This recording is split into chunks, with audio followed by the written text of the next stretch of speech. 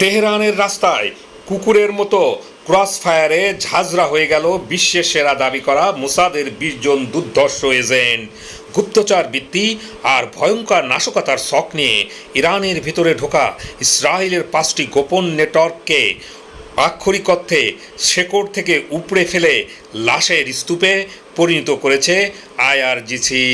বিপুল পরিমাণ বিস্ফোরক এবং মারণাস্ত্র সহ হাতে নাতে ধরা পড়ার পর ক্রস ফায়ারে নিহত এই ২০ ইসরায়েলের মৃতদেহ নিয়ে তেল আবিব জুড়ে এখন চরম শোক এবং আতঙ্কের ছায়া নেমে এসেছে। একসময় যে মোসাদ ইরানের ভিতরে ঢুকে গুপ্ত হত্যা করে অহংকার করত নূতন আইআরজিসি লিডারশিপের হাতে, আজ সেই মোসাদের এজেন্টরাই স্রেফ গুলিবিদ্ধ লাশে পরিণত হচ্ছে। আর ইসরায়েলের এই চরম ভরাডুবির মুখে সবচেয়ে বড় পেরেকটি ঠুকে দিয়েছে খোদ ডোনাল্ড ট্রাম্প, যিনি প্রকাশ্য স্বীকার করে নিয়েছেন আমেরিকা ও ইসরায়েলের এই নোংরা সন্ত্রাসী খেলার কথা।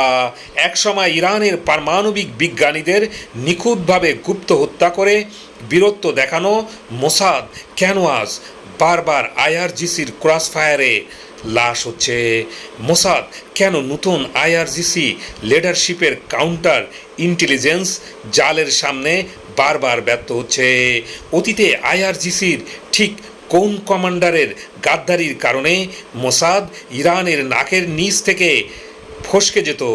৭০ কেজি বিস্ফোরক দিয়ে তারা ইরানের কোনো পারমাণবিক বাংকার ওড়ানোর চেষ্টা চালাচ্ছিল।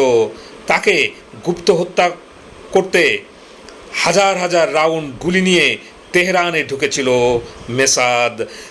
আর সবচেয়ে বড় প্রশ্ন, মোসাদের এই অভিযান সফল হলে ইরানের ঠিক কী পরিমাণ ক্ষতি হতো এবং তেহরানের রাস্তায় গুলিতে বুক ঝাঁঝরা হওয়া এই মোসাদ সদস্যদের লাশের এখন কি হবে? এই চরম অ্যাকশন আর মোসাদের পতনের পুরো কাহিনী জানতে ভিডিওটিতে একটি লাইক দিন, ভিডিওটি শেয়ার করুন, পেজটি ফলো অথবা সাবস্ক্রাইব করে শেষ পর্যন্ত আমাদের সাথে থাকুন। এই শ্বাসরুদ্ধকর কাহিনী শুরু হয় যখন ইসরায়েল বুঝতে পারে যে সরাসরি সামরিক সংঘাতে তারা ইরানের সাথে কোনোভাবেই পেরে উঠবে না। তাই তেল আবিবের ভূগর্ভস্থ বাংকারে বসে মোসাদ প্রধান ডেভিড বার্নিয়া এক ভয়ঙ্কর নীল নকশা তৈরি করেন। তাদের লক্ষ্য ছিল ইরানের ভেতরের অস্ত্র ও বিস্ফোরক ঢুকিয়ে দেশের অভ্যন্তরে দাঙ্গা, গুপ্ত হত্যা এবং গৃহযুদ্ধ বাঁধিয়ে দেওয়া। এই মিশনের জন্য মোসাদ তাদের ৫টি সবচেয়ে দুর্ধর্ষ স্লিপার সেল বা গোপন নেটওয়ার্কে তেহরানের বিভিন্ন স্পর্শকাতর এলাকায় সক্রিয় করে। কিন্তু তারা জানত না শিকারীরা নিজেই এবার শিকার হতে চলেছে।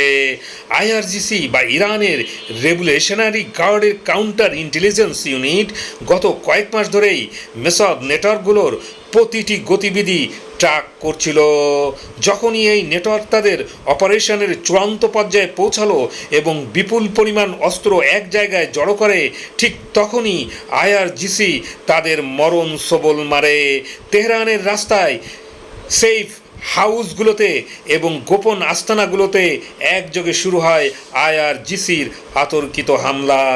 মোসাদের এই হাইলি ট্রেন্ড এজেন্টরা যখন বুঝতে পারে যে তারা চারিদিক থেকে ঘেরাও হয়ে গেছে, তখন তারা পালানোর জন্য আইআরজিসির কমান্ডারদের উপর পাল্টা গুলি চালানোর চেষ্টা করে। আর ঠিক তখনই শুরু হয় রক্তক্ষয়ী ক্রস ফায়ার। আইআরজিসির কমান্ডাররা কোনো মায়া দেখায়নি। মাত্র কয়েক মিনিটের তীব্র গোলাগুলিতে তেহরানের রাজপথ এবং সেফ হাউসগুলো মোসাদ এজেন্টদের রক্তে ভেসে যায়। ২০ জন ইসরায়েলি অপারেটিভের বুক ঝাঁঝরা হয়ে যায় আইআরজিসির বুলেটে। বিশ্বসেরা গোয়েন্দা সংস্থা এজেন্টরা তেহরানের রাস্তায় কুকুরের মতো পড়ে থাকে। মোসাদের এই মিশন সফল হলে ইরানে শুধু লাশের পাহাড় তৈরি হতো না, দেশের ভেতরে এক ভয়াবহ গৃহযুদ্ধের আগুন জ্বলে উঠত। একসময় যে মোসাদ ইরানের ভেতরে ঢুকে মহসিন ফখরিজাদের মতো শীর্ষ পরমাণু বিজ্ঞানীদের স্যাটেলাইট নিয়ন্ত্রিত মেশিন গান দিয়ে নিখুঁতভাবে হত্যা করে বিরক্ত দেখাতো, আজকে মোসাদ কেন বারবার আইআরজিসির ক্রস ফায়ারে লাশ হচ্ছে, কেন তারা আজ একটা মিশনও সফল করতে পারছে না। এর উত্তর লুকিয়ে আছে আইআরজিসির ভেতরের এক বিশাল শুদ্ধি অভিযানের মধ্যে। অতীতে মোসাদ যখন ইরানে সফল হতো তখন তার পেছনে মোসাদের যোগ্যতার চেয়ে বেশি ছিল আইআরজিসির ভেতরের কিছু মীর জাফর বা গাদ্দার কমান্ডারদের বিশ্বাসঘাতকতা। এ গদ্দাররা মোসাদকে পালানোর পথ করে দিত। ইব্রাহিম রাইসির মৃত্যু এবং ইসমাইল হানিয়া ও ইরানের সুপ্রিম লিডার আইতুল্লাহ আলী খামেনির শাহাদাতের পর নূতন মুস্তাবা খামেনি ও আইআরজিসির লিডারশিপ পুরো ইন্টেলিজেন্স সিস্টেমকে নূতন করে সাজিয়েছে।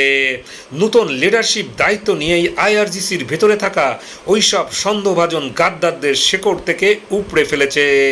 কাউন্টার ইন্টেলিজেন্স চালে এখন আর কোনো ফাঁক ফোকর নেই।